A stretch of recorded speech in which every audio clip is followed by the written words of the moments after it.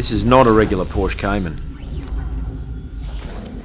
It's not even a Porsche Cayman S. It's a Porsche Cayman R.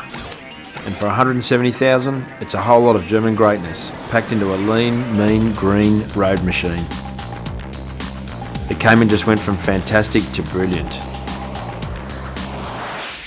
But for almost exactly the same price as a Cayman R, you could have Japan's take on a 6-cylinder Super Coupe, the MI11 Nissan GTR.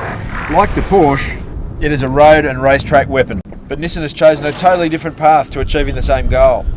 Instead of a mid-engine, rear-wheel drive and natural aspiration, it's front-engined, four-drive and twin-turbocharged. It's technology versus tradition. We know both cars are awesome on the racetrack and awesome on the road, but what would we buy for 170k? That's what JB and I are here to find out.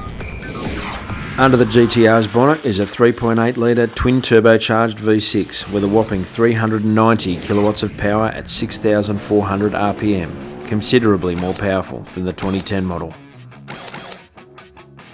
It was already ballistic and now it's just brutally ballistic. It's kind of feral in an automotive way. A car this heavy shouldn't do an 11.4 quarter, but it does.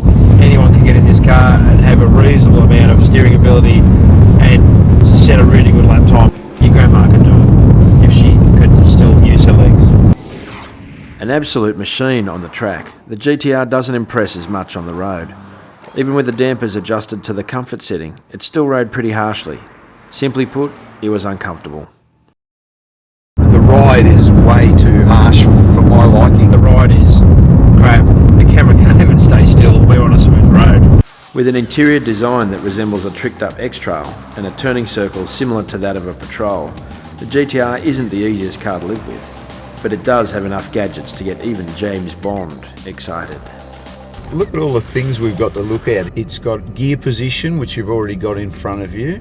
It's got a fuel economy, which I'd be too frightened to look at.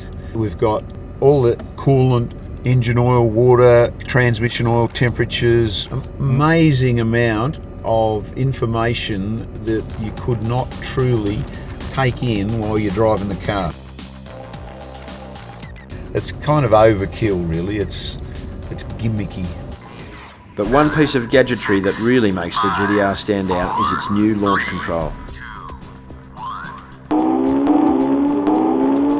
Nissan claims to have clocked it from 0 to 100 in 3.046 seconds. The poor Cayman R had no chance. The Cayman R might not be as quick off the line, and its top speed is 30 km an hour slower than that of the GTR, but with 243 kilowatts at 7,400 RPM, it's still a very rapid performance car.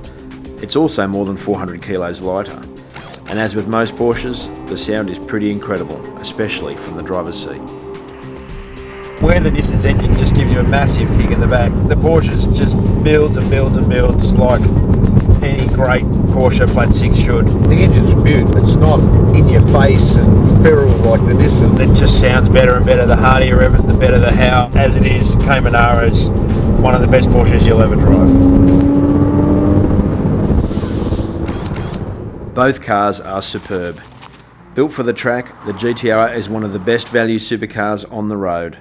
Equally as good on the track and perfect for highland and coastal touring, the Cayman R is 60 grand cheaper than a 911 Carrera PDK, and so for Porsche lovers, it's very enticing. So at the old Hepburn pub, just a few kilometres out from Dalesford, JB and I finally made the judgment call. So what do you think, JB? Nissan or Porsche? Well, mate, they're so different, but if I was spending my own money, I think I'd have the Porsche. I love it. The Nissan's awesome, but not all the time. Sometimes it's a bit truck-like and unforgiving. The Nissan's incredibly capable, but it's way too gizmo-y for me. Just maybe that reflects my advancing years, I don't know. 39 and going backwards. Yeah, that's it. Yeah, me too. Porsche's balancing everything, like very clutch, pure, gear very change, pure. steering, you name it, whereas the GTR's sort of a lot edgier and a lot harder to master, I think, at some things, yet ultimately it's an easier car to drive fast. So there you have it. Both picked the Porsche. This is Ponch and JB signing off for Unique Cars.